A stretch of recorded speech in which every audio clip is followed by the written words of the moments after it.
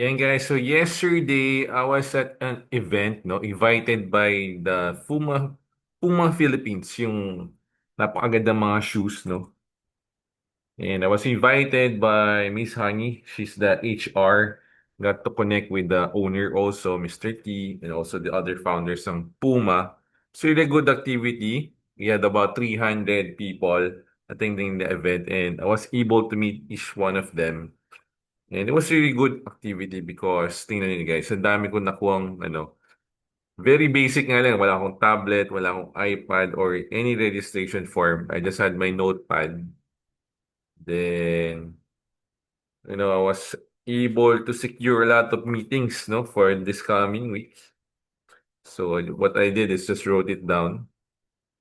My Saturday schedule, availability, mga time blocks, and then other days of the week. And sila na mismo yung pumili ng schedule on the spot. And just have to create a Zoom link for them afterwards. So ang ganda.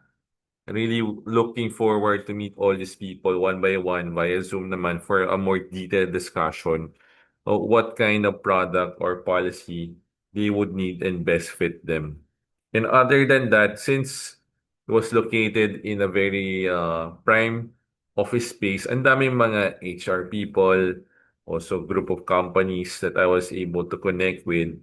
And there's a lot of potential, no, na I'll be able to service group of companies, no, for their group HMO, for their group life insurance, group accident insurance, or group medical insurance. All in all, it was a good day.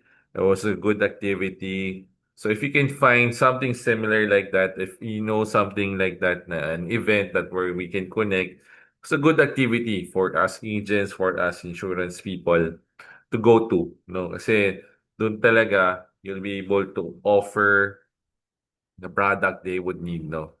Kasi yung mga group HMO, group insurance, they renew naman every year. So, later tonight, later this week, marami tayong kakausapin ng mga companies ng group presentations because of that activity. Alright?